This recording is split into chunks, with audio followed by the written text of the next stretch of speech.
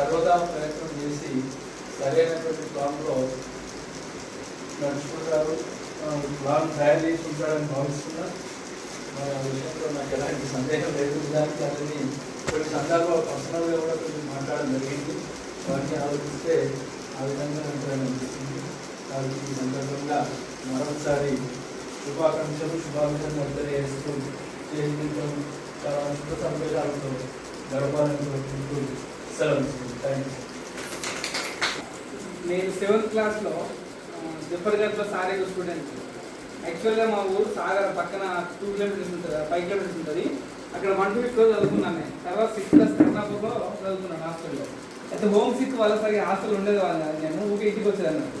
7th ఆగస్ట్లో నేను sir వాళ్ళ స్కూల్లో చైతన్య పంపిస్తున్నాను జఫర్గఢ్లో ఉన్నప్పుడు. నేను కూడా అక్కడ పోయినా కూడా స్కూల్ బాగా తప్పించాను అన్నట్టు. నేను నంబర్ 1 పడతాం అంటే నేనే ఉండేది మా క్లాస్లో. మా నాన్న ఊరికి వచ్చి సార్ చెప్పేది అన్నట్టు. చెప్పినట్టు సందర్భాలు చెప్పారు. ఆ సార్ వాళ్ళ నాన్న కూడా మా నాన్న గురువు అట స్కూల్లో, హై స్కూల్లో.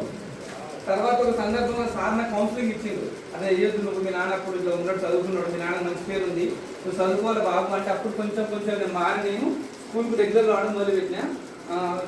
దాని తర్వాత నేను సోషల్ రెగ్యులర్ రాశాను. అప్పుడు సార్ స్కూల్లో ఉన్నప్పుడు కూడా సార్ ఎక్కువ మాట్లాడారు. ఎంతవరకు వస్తామో అంతవరకే మాట్లాడతారు.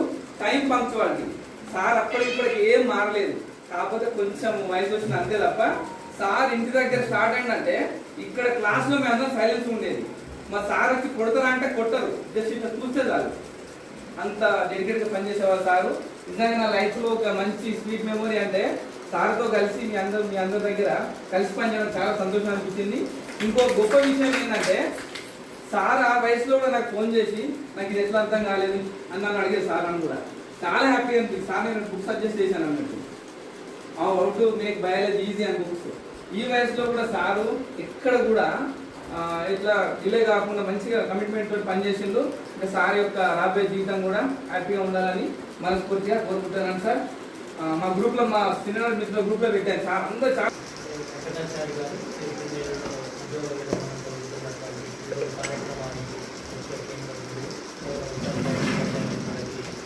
నమస్కారం.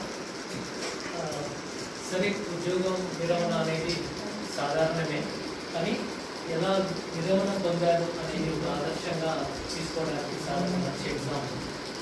సో నేను అంటే రిసోర్స్ పర్సన్ ఏసీఆర్టీలో ఉన్నప్పటికీ సార్ నాకు తెలుసు, చాలా స్కూల్స్కి వెళ్ళినప్పుడు పేపర్ పని చేస్తున్నాను, మధ్యవాడు ఉన్నప్పుడు నాకు ఆశ్చర్యం వచ్చింది. జాలిగారికి మీరు పేపర్ చేస్తున్నాను అంటే కొన్ని క్వాలిటీస్ మనం అడాప్ట్ చేసుకోవాలి. ఇంతకుముందే చెప్పారు. సో ఎంత ఎదిగినా ఒదిగి ఉండడం